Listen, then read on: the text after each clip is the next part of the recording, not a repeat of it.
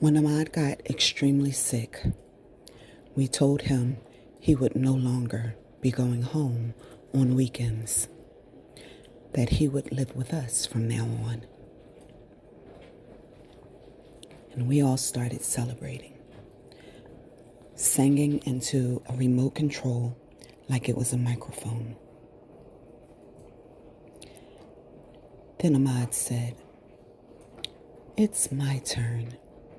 It's my turn." He took the remote and serenaded us with John Legend's "All of Me Loves All of You." Let me love all of you.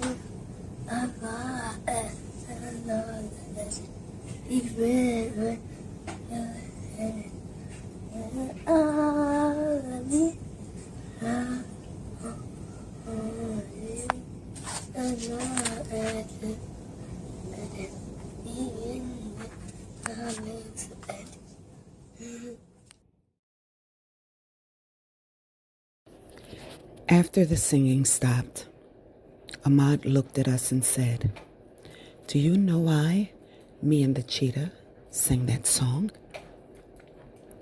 He said, "Because we're happy to be home." Then he waved us in for one of his sloppy kisses and said, "Grandma, Grandpop, I love you guys more than anything, and I am going to love you more than anything, even when I die." Welcome back to a Hope for a Cure podcast, episode 3, part 2, Grandparents of a Superhero. When they told you he had 24 to 48 hours left, what did that do to you as grandparents?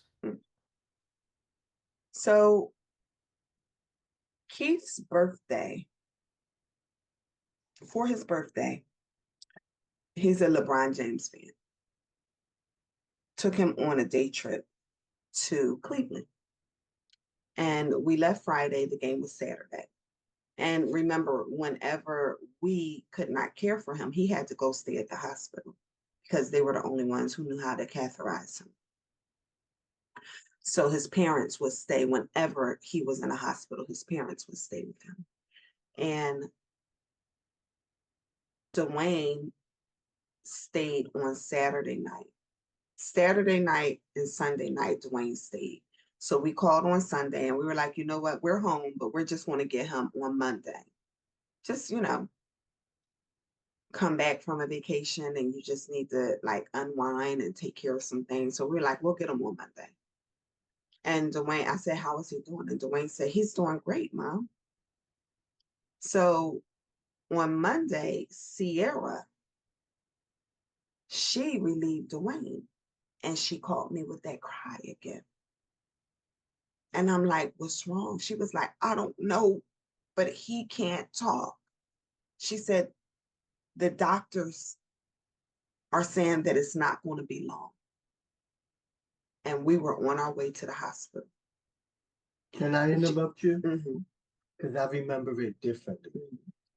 I remember us being away on our way back home and finding out that he took a turn for the worse. Well, yeah, I remember Sierra, Dwayne told us that he was okay. The night that we were there. And what I remember, Jason, is while we were away getting ready to come back, he took a turn for the worse. The reason why I remember that is because I was angry because I didn't want to go on the trip. I didn't want to leave Ahmad.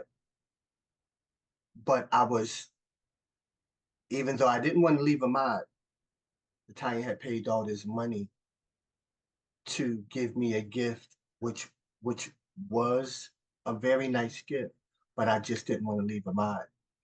And I became angry because when I heard he took a turn for the worse, I kind of stopped talking Right. But Dwayne on Sunday, Dwayne was like, Mom, don't worry, he's okay. I remember that. I remember he was already on hospice. Hmm. And Dwayne, he kind of I do remember what you're saying when you said that he took a turn for the worse, but Dwayne called us and told us that he was doing better. And that's why, because we would have been at the hospital on Sunday. We came home Saturday. But Dwayne was like, no, Mom, he's good. He's fine. And we were like, okay, well, we'll get him on Monday. Remember, we were only going for a day. It was so long ago, you could be right. I Yeah, just remember I absolutely remember that. I remember because Dwayne said that he was good. And Sierra went to go relieve Dwayne so that Dwayne could go to work on Monday. And Sierra called me crying. That Monday, Sierra called me crying. She said, Mom, he's not doing good. They said that it's not going to be long. And when we got to the hospital, it was the whole team was there, including the hospice nurse. She went wherever he went. She had been staying at our house. And she went wherever he went. And when we went to talk to the doctor said he has 24 to 48 hours to live. How can you process that? 24 to 48 hours to live. My baby, my Poodaman, my poor daughter. And he said, do you guys want him to transition here or at home? I didn't wait for anyone to answer. I said, he's going home. The doctor said, when? I said, ahora. I said, now. Ahora.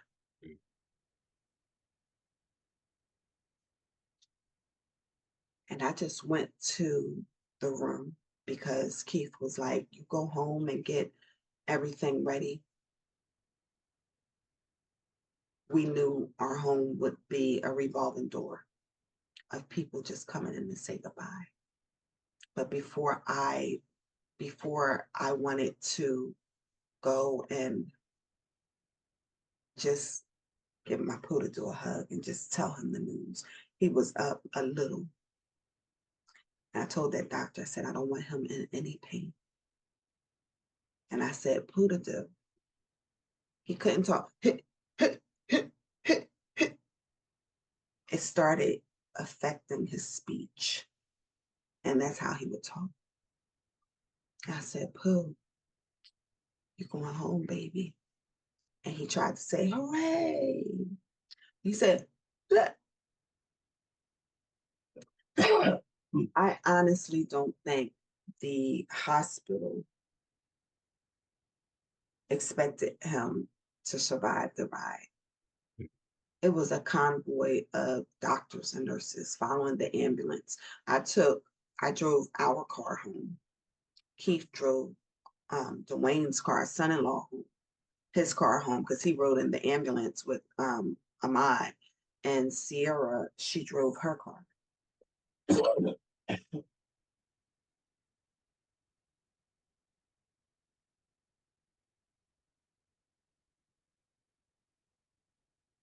The last time that when I talked to him in the hospital, that was the last time that I seen him conscious. When he came home, he was out of it.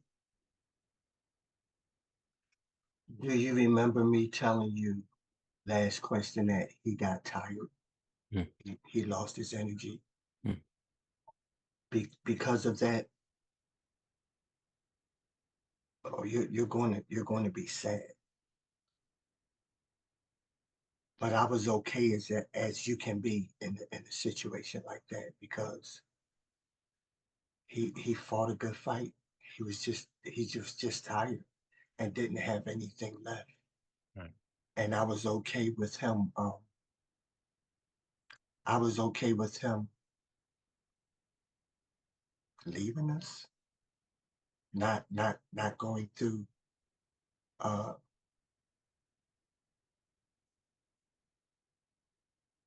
the months of suffering that he's going through. I was okay with him. He didn't give up. I was okay with him giving it. I used to ask him to fight for me. And I think that was cruel and wrong of me to say, Pooh, fight for grandma. That day, I remember whispering to him, baby, you don't have to fight for me.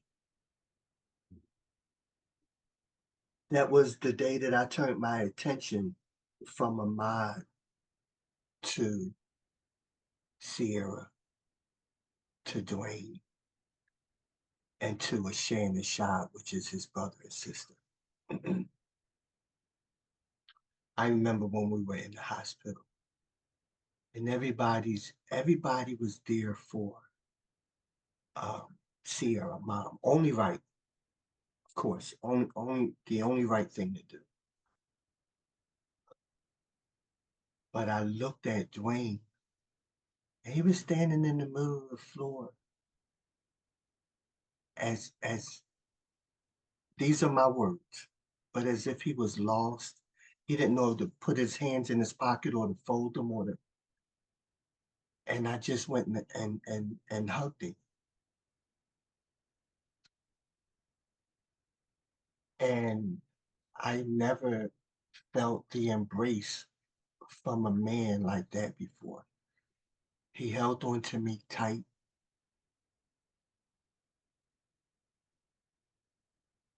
And I know he cried, but you couldn't tell he cried, if that made sense.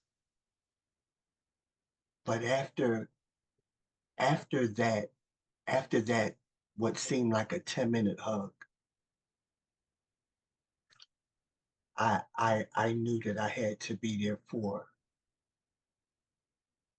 mom and dad and Shay and Sean. And I turned my attentions to them, and everybody came over.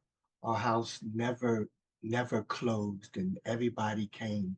Everybody loved Ahmad, and everybody loved Sierra and Dwayne, and everybody came. And we just opened our house up and tried to be what our daughter and our son needed. Why was it so important to you that Ahmad came home? When you transition, I believe that you're supposed to do it amongst loved ones in the comfort of your own home. I didn't want him to be in that hospital. I wanted him to be home. And it's just the weirdest thing, you know. It's unnatural to bury children. And I remember that night, we actually started giving him his morphine every hour. I told his doctor, I do not want him in pain. I dedicated everything. Michael Bublé is one of my favorite singers. And I dedicated his song, Everything, to my grandkids. And in this crazy life, and through these crazy times, it's you make me sing your every line, your every word, your everything.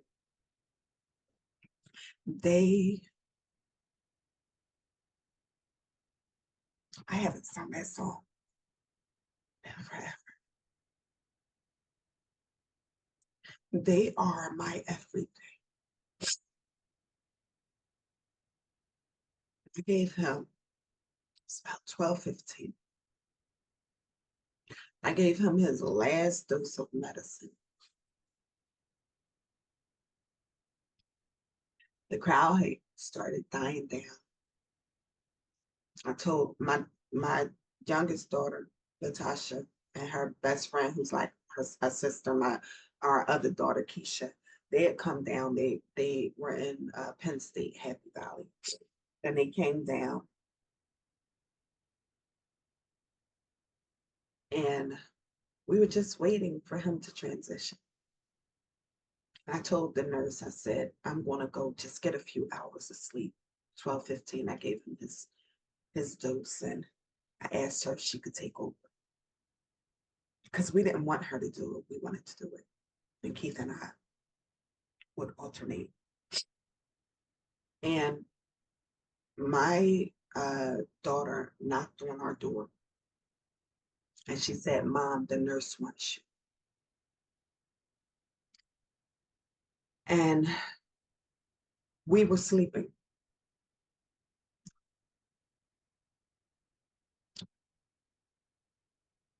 Keith got Prince Charming. We woke up Dwayne and Sierra because we had a full bed, or what, a queen bed. And in Ahmad's room, he had his hospital bed, and his family stayed in the other bed. And woke everyone up, and we're sitting around the bed. And I always tell people we were watching a tennis match that no one wanted to be at.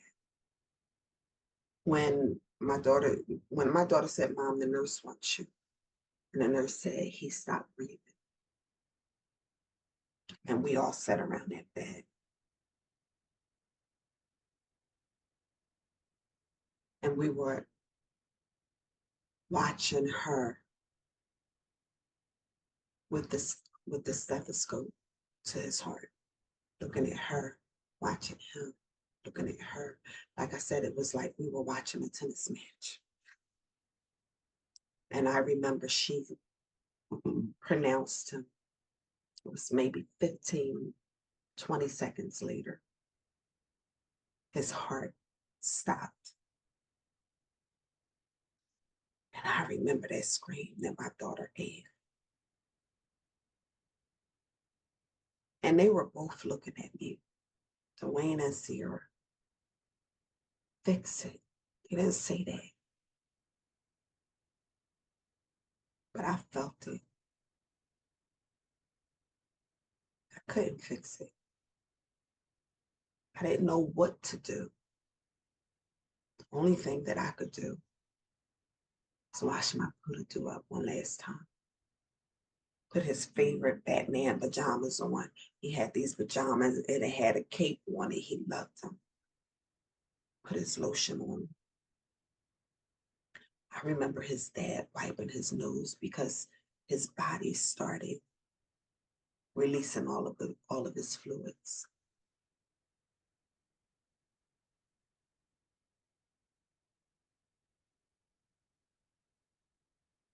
Offer someone to just come into our home with a trash bag and a zipper and a tag on it to take them away.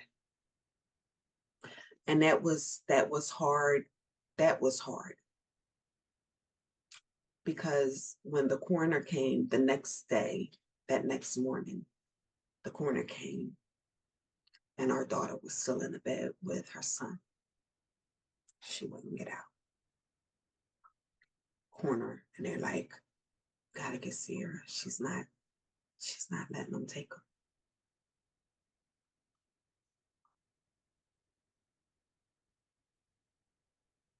Mm-hmm. One of the mistakes that I made in my life. It's not too many things I will go back and change, but that's one of them. Our daughter was refrained from holding her son that last moment and taking it to another room so that she couldn't see them carry him out. And the whole time I'm watching it and not wanting to be disrespectful, not wanting to interfere. But I wanted to say, let her go, let her do whatever it is that she needs to do right now to bring her closure. And I didn't. But don't feel like that because she laid in the bed. She laid in the bed with her son. She laid in that bed with him.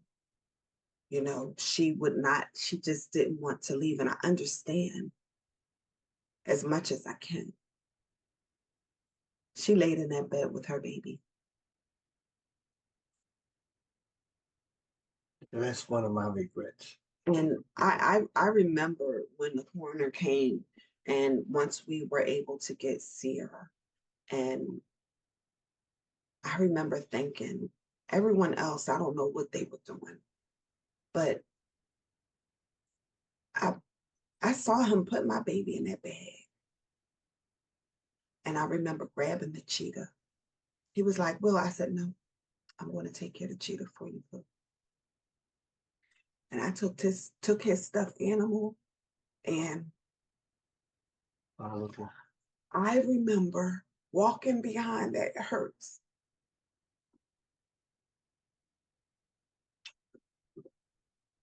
and just thinking, you don't know them. He's going to be by himself. He's going to be scared.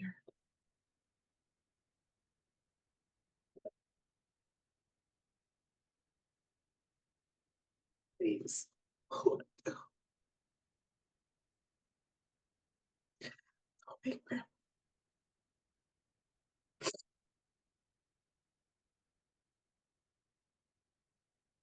Please don't leave me. I remember that.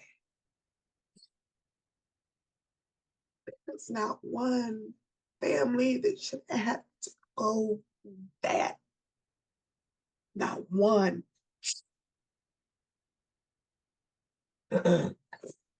So we all went to the shore the summer before our baby got sick, and Grandma wanted the picture of everybody. Everybody was there. All of our children and all of our grandchildren. And everybody was just too busy for one day just to get one picture that would have took all of 10 minutes. I'm saying that because we'll never have an opportunity to get that picture because who's not here? So if you ever have a chance to do something, do it then, because the one thing that is not promised is tomorrow. Or is it? Take us, if you would, back to that final night, the revolving door family, the waiting, and the moment you heard time of death. What do you want the world to understand about that moment? That's exactly what I want the world to understand. That no child should have to die of this horrible disease. I want people to understand and see my pain, see our pain. We have families after family after family being vulnerable for everyone, just so that we can all come together and fight for our children. We need to fight for them. We need to make a change. We need to make a difference. My family is broken. His siblings are broken. His parents are broken. I am broken. His grandfather is broken. We'll never be whole again. Never. And if you want to remember one thing that pediatric cancer does, and you want to go back to that moment, it's that moment. It's that moment. It destroys families, and it's sending our children to an early grave. Children that could one day solve world peace. People tell me all the time, you know what, you should tell your story. I lived my story. I lived a full story. We don't know the potential that we've lost in Ahmad, or all of those other children who lost their battle to cancer, who died in this awful way. Why are we not hair on fire, running through the streets, demanding something be done? What is wrong with that? It should not have to happen to not one other family. I don't fight. My life's purpose is not fighting for Ahmad. Ahmad will not come back. That's what I want to tell people. That's what I want the world to know. My grandson is gone. I am not under an illusion that he has a chance to come back. He is gone. I am not fighting for him. I'm fighting for yours. I'm fighting for your grandchild, for children of the future, for families of the future, so that they won't have this same devastation, the pain, the hurt, the guilt. And it's a lot of guilt. We can all come together and we can all do something now. We must do something now. Just as if we saw someone trying to harm a child or snatch a child in the middle of the street, we would all use our bodies to protect that child. This disease is killing our children faster than any other disease. We need to use our bodies, our mouths, our voices, Our resources. our advocacy to do what we can to make a difference for these families. Because if someone else's child dies, that's our child too. They are all our children. They're our children. We need to protect them. We need to protect these children with everything that we have, because if something happens to our children, the human race is gone. Don't wait for it to be yours, because I tell you this with everything in me. When you're going through that fight, you have no more fight in you. It knocks the wind out of you. It knocks you to your knees. When you see one of these families, you make sure you acknowledge them. If you are close enough to them, make sure they know you're there for them. Do what you can. Please.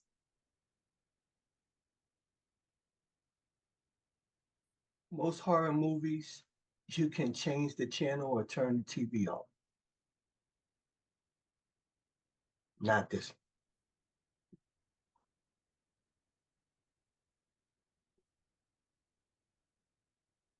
What do you think people misunderstand most about childhood cancer?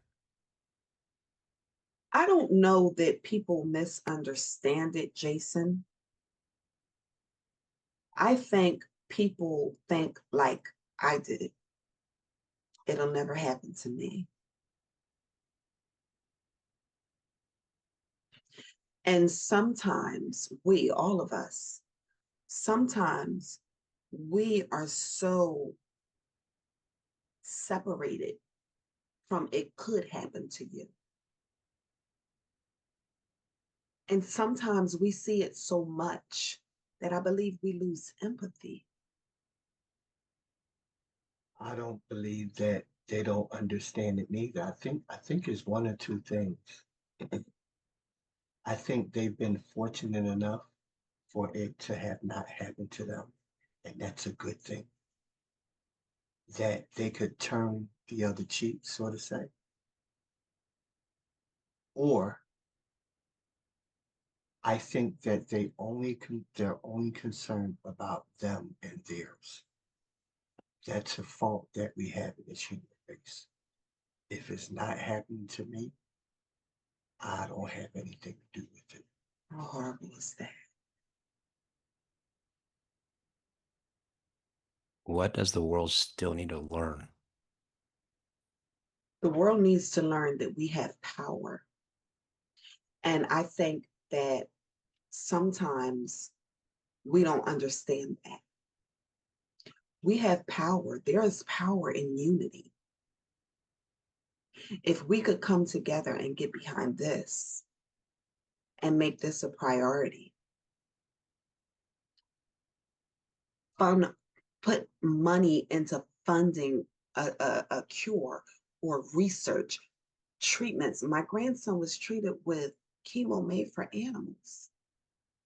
And it's been 10 years, and children are still being treated with chemo made for animals because pediatric cancer is not lucrative enough for private investors to invest in it. So pediatric cancer only relies on government funding. That was such a big question that I think if you asked 20 different people, you would get 20 different answers, and maybe none of them may be true or all of them would be right. Right. But in reference to pediatric cancer, at the Ahmad Butler Foundation, our motto is, in order for humanity to exist, we must care for each other.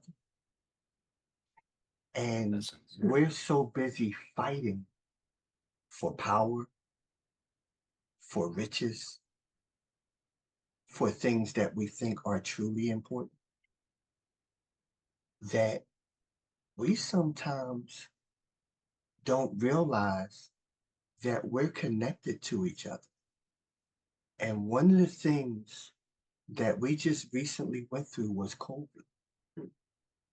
If COVID didn't make us realize that we're more the same, that we are different,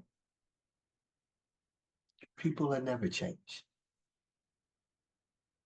I believe that we need to talk and we need to reach people who are willing to change, who are influential to other people. And that's what we're trying to do. That's what we're trying to do on a Hope for a Cure. That's what so many nonprofits are trying to do. And even though Ahmad is gone, the Ahmad Butler Foundation embodies how he lived.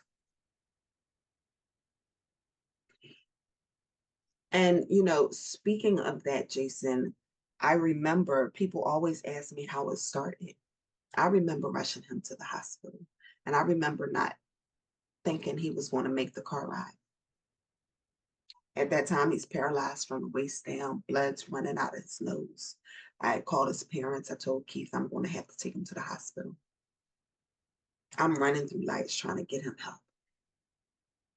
And this sweetheart of the baby, he looked up at me and he goes, Grandma, when I become an adult, I'm going to be a policeman. He said, do you think I'm going to be a good policeman? I said, yes, baby. He said, do you think I'm going to help a lot of people? I said, yes, baby. My daughter had already wanted to start a foundation in his name. She tried, but she couldn't. But the Ahmad Butler Foundation was born that day, and that car ride, at that moment. It took me 5 years to get enough strength. But we are here, and we've served over 15,000 people since 2020. And not only have we served, but we've met some amazing nonprofits that are doing just as well as and good as we are. People have restored my faith in humanity. I have come across some amazing people just in this sector, people that are selfless and love humanity just as much as we do. So being able to create a foundation in Ahmad's name, when we help somebody, I remember him saying, Grandma, the man was sad.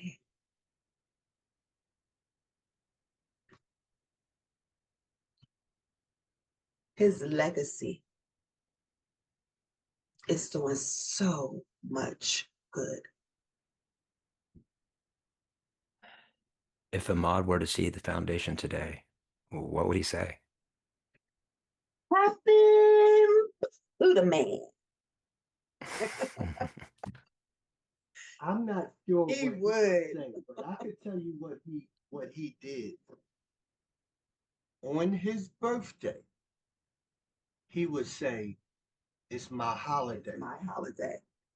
And the Ahmad Butler Foundation has made his birthday A national a day. national day for pediatric cancer.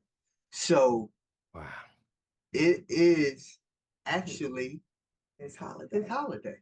Do something kind if you know a child that is battling this disease. Treat them to dinner, buy them an ice cream, Absolutely. give them $1, say something positive to them. Today is May 25th. We celebrated at the Ahmad Butler Foundation on the first Saturday in June. And you know, one of the things that I did learn is that all of these children are superheroes. All of them. That's why we call them superhero kids. Because we're all superhero. As a matter of fact, A Hope for a Cure stole that from the Ahmad Butler Foundation. Every last one of these children, if you see them, they bring people together. Just looking at them makes you smile. They will bring family members together that haven't spoken in years. People come far and wide just to be in their presence, just to see them. You have people from all over the world when they follow these amazing families, these children on social media. You see they bring the best out of people. I had a conversation very quickly. I had a conversation with David, our videographer, and he was complimenting me on being brave. And I was like, "You got that all wrong, Dave."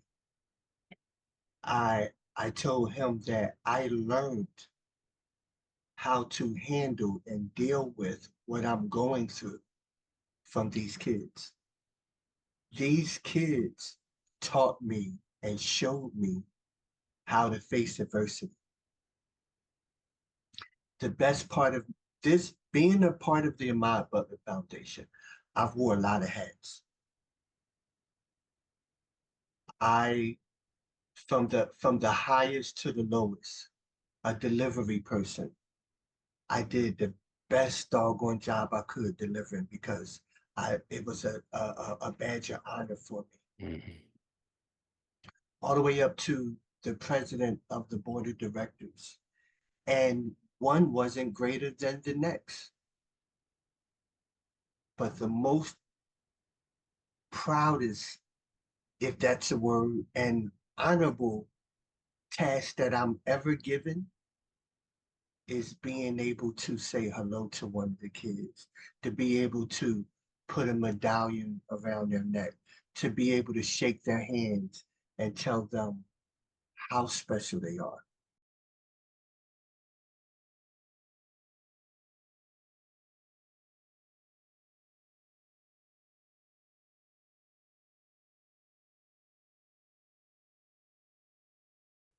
To be able to give a wonderful distraction to the families, you know, because when you're in this fight, that the normalcy that you're used to, oh, it goes out the window, you know, and just to be able to give them a break, a mental break. You know, at Poo Day, when Poo Day is normally from 12 to 4, but when we get in there and we all sit around and we're laughing and hugging and we're family.